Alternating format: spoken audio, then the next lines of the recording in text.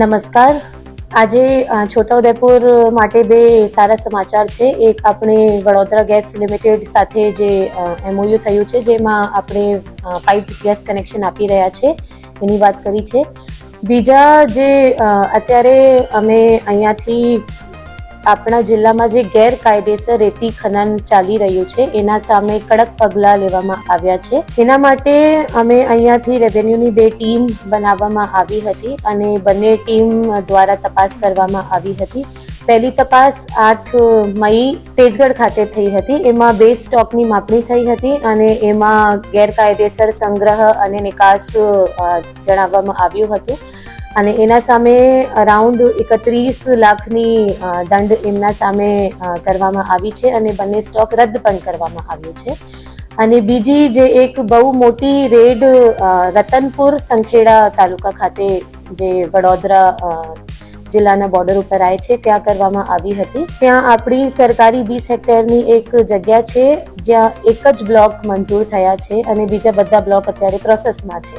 ત્યાં જે અમારી સ્પેશિયલ રેવન્યુની ટીમ હતી એમાં SDM છોટાઉદેપુર મુસ્કાન, DSO એને વસાવા અને ડેપ્યુટી મામલતદાર રવિ પડિયાર ત્રણેયની ટીમ આપણે બનાવી હતી અને એમને 3 દિવસ સતત ત્યાં તપાસ કરાઈ અને સર્વે કરાયું, બધી માપણી થઈ અને એમાં સામે આવ્યા આશરે 3.94 એટલે 3,94,000 મેટ્રિક ટન જેટલી ગેરકાયદેસર રેતી ખનન થઈ છે અને એના ટોટલ દંડ આશરે 13,32 લાખ જેવા આવે છે, જે વસૂલાત કરવાની કામગીરી અત્યારે હાથ ધરવામાં આવી છે અને એના સામે એક પોલીસ ફરિયાદ પણ કરવામાં આવી છે, મશીનો સીઝ પણ કરવામાં આવી છે.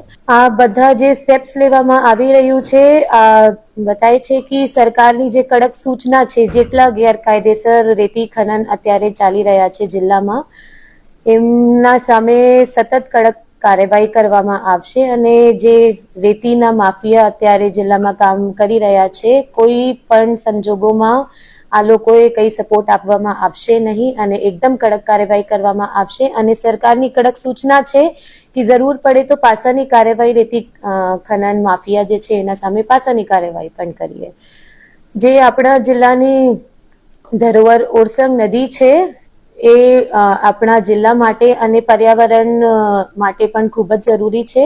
તો આપણી જિલ્લાની પ્રાથમિકતા રેતી ખનન આપણા જિલ્લાની બહુ ઇમ્પોર્ટન્ટ ઇકોનોમિક એક્ટિવિટી છે, પણ એના સાથે પર્યાવરણ આપણા જળવાય આ પણ ડિસ્ટ્રિક્ટ એડમિનિસ્ટ્રેશનની રિસ્પોન્સિબિલિટી છે. તો બંનેને આપણે એકદમ ઇક્વલી ઇમ્પોર્ટન્સ આપીને આગળ વધીએ અને આવતા સમયમાં અમે લોકો એક નવા પ્રોજેક્ટ પણ લાવી રહ્યા છે. અત્યારે ઓરસંગ નદી જે છે, અમુક ટાઈમ આપણે જોઈ શકીએ કે ઓરસંગ એકદમ સુખાઈ જાય છે જ્યારે સમર્સ આવે છે. તો ઓરસંગના રેજ્યુવિનેશન આપણે કેવી રીતે કરી શકીએ એના માટે પણ અમે લોકો આવતા મહિનામાં કાર્યવાહી હાથ ધરીએ.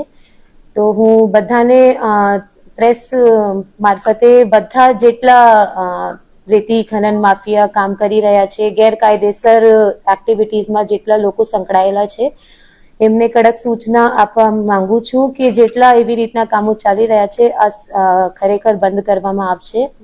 અધરવાઇઝ ડિસ્ટ્રિક્ટ એડમિનિસ્ટ્રેશન એના સામે એકદમ કડક કાર્યવાહી કરશે.